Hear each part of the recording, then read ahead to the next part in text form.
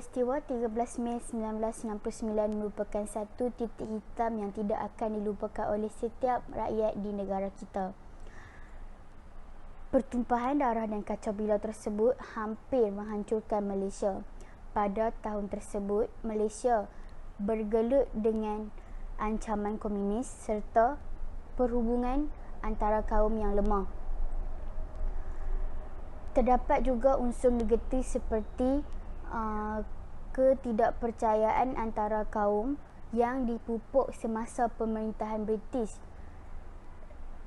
Perkara tersebut turut menjadi punca tercetusnya peristiwa 13 Mei 1969.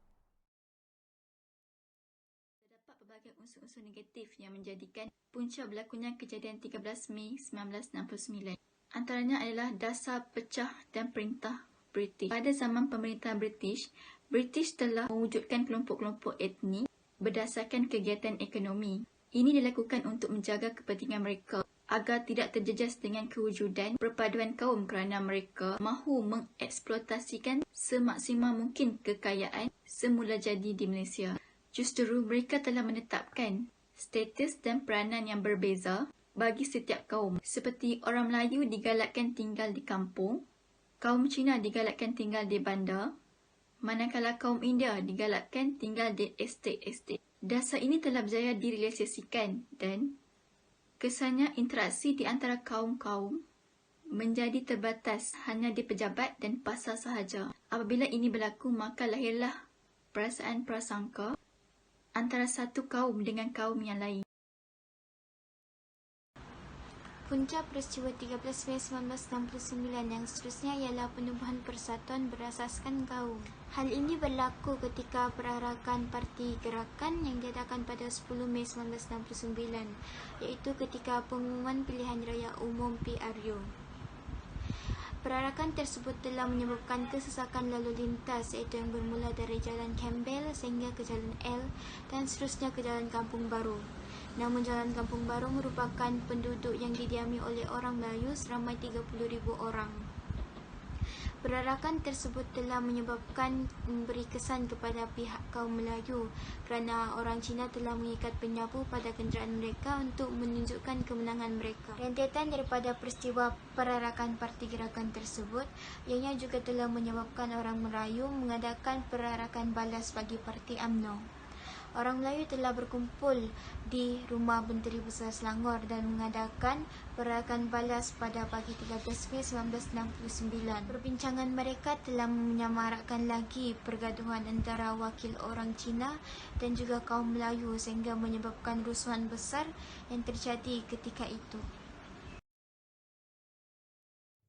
Punca berlakunya peristiwa 13 Mei 1969 yang ketiga ialah perbezaan agama dan kebudayaan. Setiap kaum mempunyai agama dan kebudayaan mereka tersendiri. Contohnya, kebanyakan kaum Melayu beragama Islam, manakala kaum Cina kebanyakannya beragama Buddha dan lain-lain. Masalah perpaduan ini bukannya bermula disebabkan agama lain, tetapi akibat dari sikap jahil terhadap agama-agama lain hingga banyak perkara yang dilakukan secara tidak sengaja telah menyinggung emosi penganut agama lain.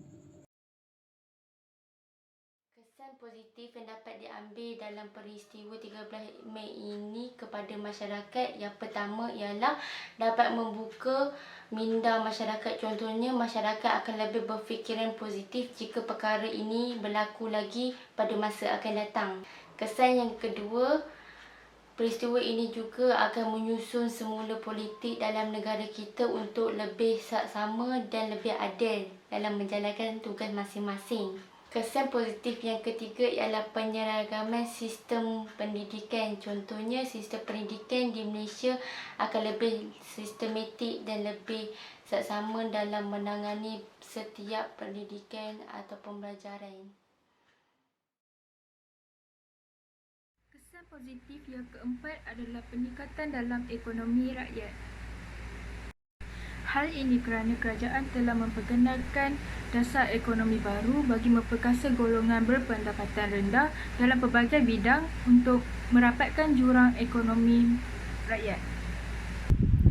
Dan kesan positif yang terakhir adalah keterbukaan masyarakat semakin bertambah. Hal ini kerana masyarakat mula menanam sikap hormat menghormati bagi mengeratkan perpaduan bangsa. Antara kesan daripada peristiwa 13 Mei 1969 ini adalah masyarakat akan berpecah belah. Kita sebagai rakyat Malaysia hendaklah mengelakkan daripada melakukan perkara yang boleh mencetuskan pergaduhan dan pertengkaran. Hal ini kerana perpaduan melambangkan identiti negara Malaysia. Oleh itu, kita haruslah sentiasa mengelakkan melakukan fitnah, pergaduhan, pertelingkahan yang mana boleh mengakibatkan berlakunya pecah belah antara rakyat. Negara Malaysia ini dibentuk daripada perpaduan antara 3 kaum iaitu Melayu, Cina dan India.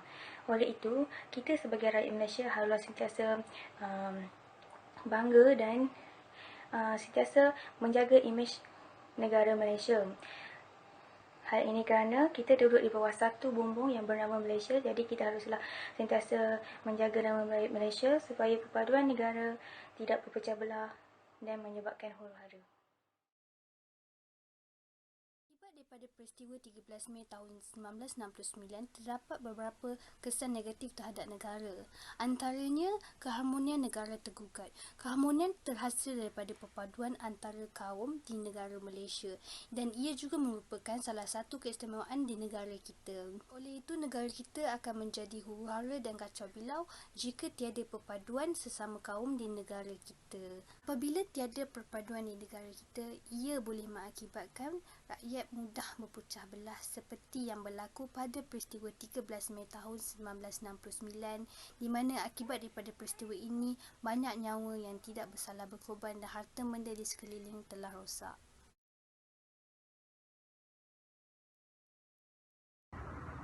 Kesimpulan yang dapat kita ambil dari peristiwa 13 Mei ialah perpaduan kaum merupakan kunci utama yang diinginkan oleh setiap negara termasuk Malaysia.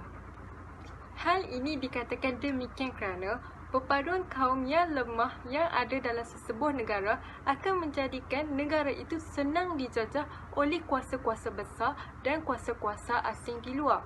Berdasarkan peristiwa 13 Mei 1969, kita dapat simpulkan bahawa pentingnya rakyat untuk hidup dalam keadaan aman, bersatu padu, tolong-menolong tanpa mengira kaum, agama dan adat resam. Oleh itu, penghayatan yang penuh kepada rukun negara adalah amat penting oleh setiap individu untuk memastikan negara mereka hidup dalam keadaan aman, harmoni dan sentosa.